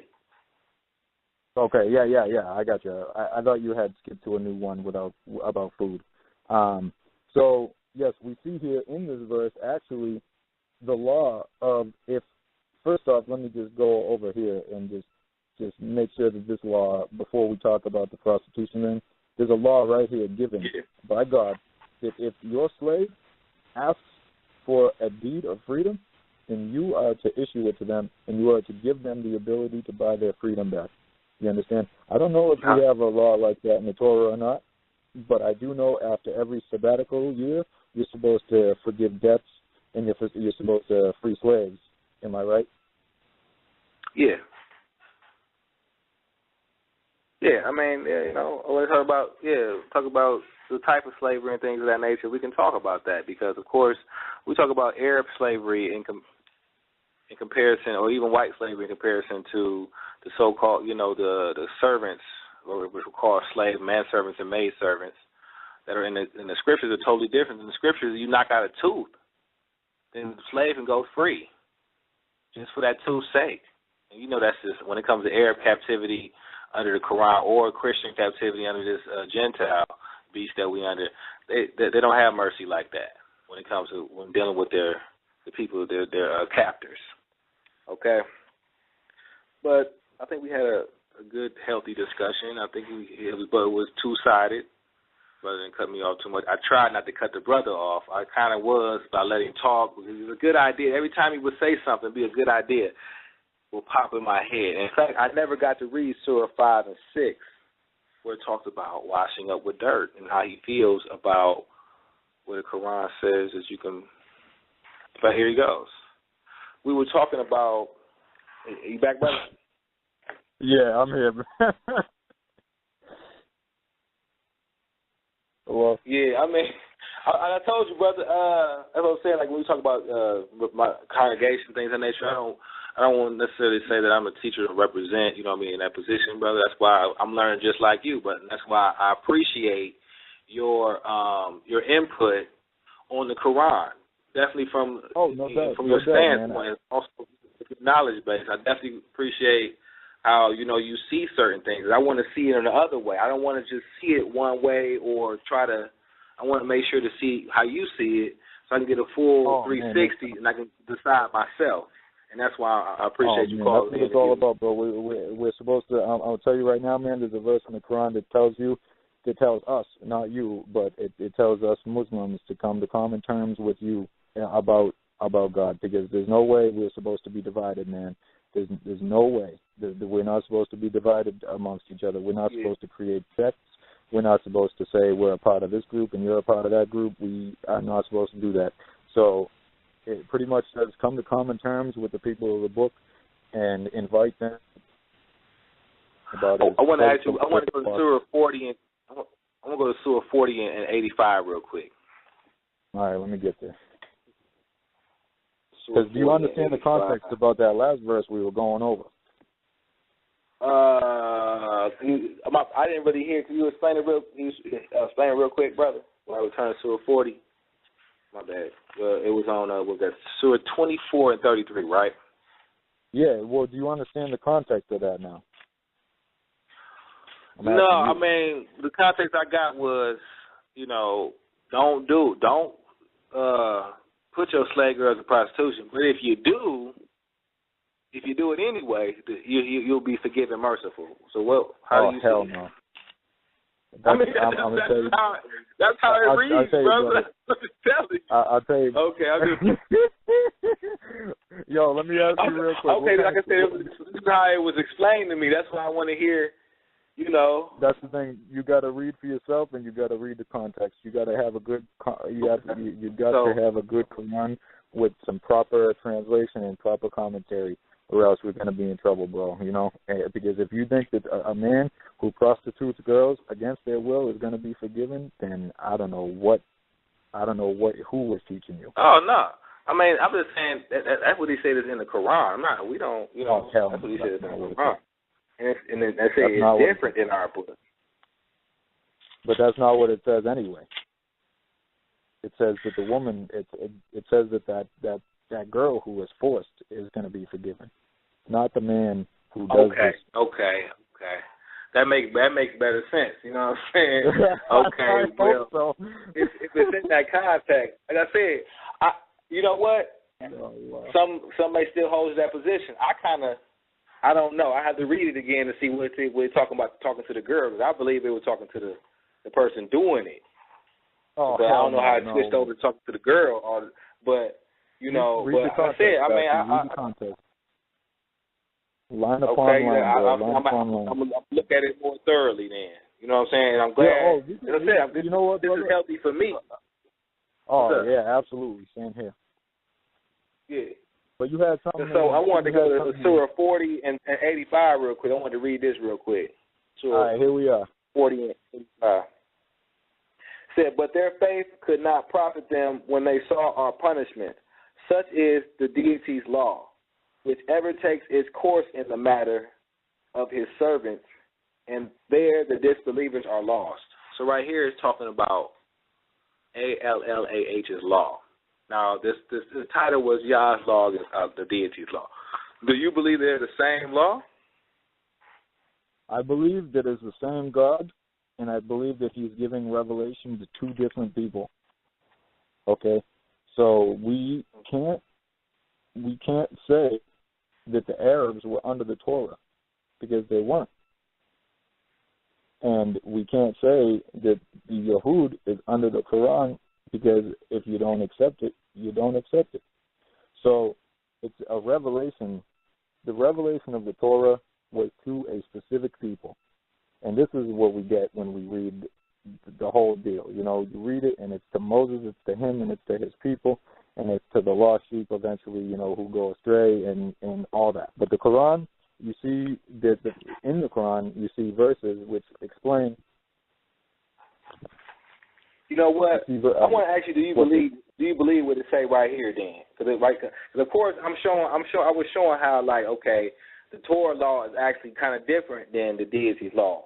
You know what I'm saying? And that's what it says right here, the deity's law. But I want to ask you: Do you actually believe? I have no problem with telling you, brother. I have no problem with telling you that certain aspects of the law are a little different. I have no problem with telling you that, but I do expect you to understand that the context of some of these laws are talking about Israel in the Holy Land, and when we look at the Quran, it's not talking about Israel all the time. And it does mention them, but it mentions their laws in the land also, about not killing your brother, about... Now, brother, we got actually like 5 minutes left, so I wanted to go somewhere real quick. Well, we got a little bit of time left. Okay, now I say in Surah 3 and 85. Do you believe this in Surah 3 and 85? I mean, of course you do, but in the context that I'm about to... Well, of course you do, but let me just make sure. But in the but I might not know the context. Okay, that's what I'm saying. Okay, all right. It says right here in Surah 3 and 85, whoever seeks a religion other than Islam, it will not be accepted from him. And in the hereafter, he will be one of the losers. Yes, sir. So if you don't accept Islam, are you a loser? Do you believe everybody who's not accept Islam is a loser? What is the context of Islam? Islam, okay. So you're not talking about... Okay. What does Islam All right, mean? well, let me get more specific then. Yes, please. We go to Surah No, 21. brother, don't skip. Just stay right there, because we don't have time. Okay. Stay right there on that verse. What does Islam mean? Islam? Come on, peace. What does this mean? Islam? I, self, Lord and Master, what peace? What are you trying to say? No, oh, Lord Jesus. I mean, let's say I was 5%, brother. No, Islam, brother. It's peace. Yes, we're not dealing with we're not dealing with nation. I know. I just want to throw that out there. I'll tell you, I used to be a Muslim, so it ain't, you know what I'm saying. So it ain't like I just showing hatred, or just, I used to be a Muslim myself. Let me go over this. We can finish on a strong point with this verse and this verse alone. We don't need to skip. We don't need to go nowhere else. We can finish with the last 5 minutes with a good strong point, and we can both edify right now. All right. So if anyone, I definitely need to go line upon line when it comes to this. We got a lot more stuff that says something exactly the same. I wanted to read some of them. We got a lot. I got a lot more. I got about. In fact, let me show you one more of it, and it's actually in Surah Surah 21 and 95, 98. Surah 21 and 98. Now you trying to avoid what I'm going to show you like two more after this. I'm going to show you two more that says the same thing. Surah 21 and 98. Surah 21 and 98. 21 and 98. And it says, surely you and what you worship besides the deity are fuel and hell. Together to it you will come. So right here it says, surely what you worship besides the deity, meaning Christ. So it might be talking about Christ, I don't know. So what? It's fuel and hell. Whatever you worship besides ALLAH, whatever it is besides ALLAH is fuel and hell. But it also says... What verse, Aki, please? I'm in Surah 21, Ayat 98. Oh, 98, all right. All right, we here. Let me read. All right. Verily, you and the gods that you worship besides Allah, Elohim. Oh, I want to say something real quick. I got 90 seconds before then, so I'm going to 1 second. If anybody listening in, call the number 347-677-0647. Just call in if you want to hear the rest of it. It's 347-677-0647. Call in because the live is about to cut off in a minute, so you need to call in and listen to the rest. What were you saying, brother? Yeah, I definitely want to just close to the same thing. I want to say peace to everybody, and God willing, all of us will be able to come together and have a better understanding. And I'm very glad that I came here to be able to talk and to not have an argument and not have a debate. You know what I'm saying? I'm very glad that I got invited to the show, and I'm glad that you and I and whoever's listening and whoever else is there can build. All right, and we can go over these things in a respectable manner and all that, and we can seek refuge in the Most High God from Shaitan and the Antichrist and all these things, because you know what, man, he's our only protection, and without him we have nothing.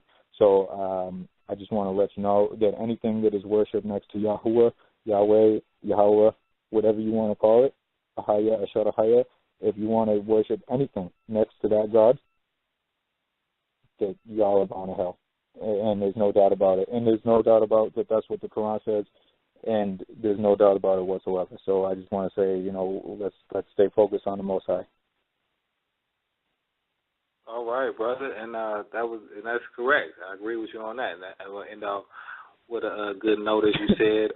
We had another brother on here, and we had a civilized conversation.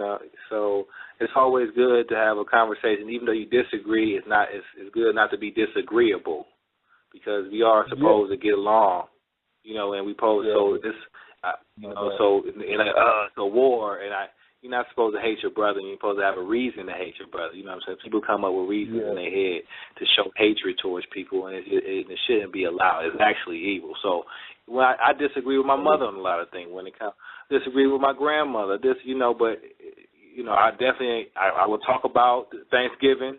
In my grandmother's case, I'll talk about JC, my mama's case.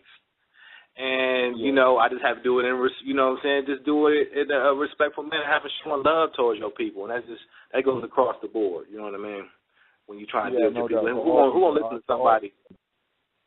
Who listens to somebody that's showing hatred, though? They don't even want to hear it, really. But I'm going to tell you right now, Allah tells you in the Quran that those people, they have veils over them, and they'll never see, brother. They'll never see. They are cursed, and they'll never be able to see, man. Well, definitely, you know what I'm saying, I'm definitely going to get more into the Quran next time. I mean, will you have another discussion maybe, I don't know, a couple of weeks or a month from now or something like that, so we can discuss some more stuff? Oh, man, I'm definitely down with trying to do whatever, because, I'm going to end up hitting you up. I'm going to talk about real soon, but I'm glad you said we can discuss, because I actually had more questions for you. Like, for instance, talk about the sacred mosque or the foundation of the house. When it comes to the Dome of the Rock and stuff like that, I wanted to get into that because I don't like where the Dome of the Rock is located. It's located where the Temple of the Most High is supposed to be, right? That's a whole different discussion. That's a totally different discussion altogether, man. I want to ask you about Ramadan, and we just don't have enough time, man. But hopefully, I'll talk to you again. I'll be honest with you, bro. This it can go on forever, man. We Okay. Because it's all about knowledge. We got enough stuff to go on for a lifetime, man, and build. So I'll be honest with you, man. We're supposed to be builders, and you know what Christ says to be fishers of men, man. And I'm gonna tell you, I'm not gonna deny Christ, and I'm gonna tell y'all that if y'all do deny Christ, if you deny the Messiah, then it means that y'all are cursed in this life and in the next. And I'll be honest with you, man, that y'all need to definitely repent from that. So he's not the son, but he's not the son though. But he's the Messiah, but he's not the son. He is the dependent of God. Begotten of the Most High, right? He's not begotten of the deity, right? It depends on what you mean. It depends on what you mean by son. But when we talk about son in the Quran, there's a reason why God told these people that he has no son or daughter. And it's because they attributed so many things to God unjustly, okay? And in the language of the Torah, the language of the Hebrew, it's permissible to use this word son in meaning a servant or meaning a dependent, you know what I mean? Because if you say that somebody is a son of God, what's that mean? You know, we got a whole slew of definitions that we could go over. But you're going to see some people who mean, oh, he's the literal son of God. God is a black man. And you know what? And when we talk about Christ, Christ says a whole bunch of stuff. He told you to hate your family. I mean, he didn't even know when the time of the fig trees was. I mean, he told you to eat anything. It will go in your belly and it won't defile you. So when we talk about Christ, we talk about the conclusion of the matter. And I'm going to tell you, we actually went over time. So I want to get to the conclusion of the whole matter. I'm going to read Ecclesiastes 12 and 13. I hope you would agree with this. Before you talk about accepting Christ and things of that nature, what about before this fairy tale came about, and it was people on the earth like Noah and Abraham and the different people that live in that time? What is the conclusion of the matter? Regards, it says, "Let us hear the conclusion of the whole matter. Fear Elohim and keep His commandments. This is the whole duty of man. For Elohim will bring every work into judgment with every secret thing, whether it be good or whether it be evil." So before we try to, give it to this goat or whatever Christ is supposed to be, a sin in which I already asked the community, the Messianic community, to come up. But why are we doing sin offerings in the future if he's supposed to be this great Messiah sin offering? Well, the matter is doing the commandments. Is not that's a sin how you offering, will be according to the Almighty, not in believing in somebody and hoping that they alleviate. It's actually in what you do as a, and that's how you will be judged. Yeah, and that's what Christ tells you, man. I really want to actually conclude the matter. I wish we had more time, man. So we got something to say real quick to close it up. What? Is there anything quick to say to close up this discussion? Yeah, man, I mean, other than just peace and all that, man, I just want to, I just want to thank God for being able to give me knowledge and give you knowledge and allow us to come together and go back and forth. I do want to make sure that y'all know that Christ is not a sin offering, and his intention is not to be a sin offering. His intention was to bring his lost sheep back to the Most High. And when he is asked about what do I do to inherit the kingdom of God, he tells the brother to keep the commandments and keep the law. And he tells the brother. So are you versed in the New Testament? Do you know the New Testament good? I know it to a point where I'm confident in it. But I do know that man has rewritten it. I do know that man has had his hands all over the New Testament. I don't believe I mean, like I said, we can talk about the New Testament and Christ, not being 3 days and 3 nights in the earth, about the resurrection story having 4 totally different versions. You know what I'm saying? How Christ got 2 different grandfathers. I mean, how the whole thing is just, so we can talk about JC in the New Testament, but right now this is about the Quran. And what I want to do. The Quran. What I want to do is give all praises, all glory, and all honor to the mighty Yahweh for letting me, allowing me to live this day and having mercy on his servants, all his servants in the captivity. I will give all praises by saying hallelujah.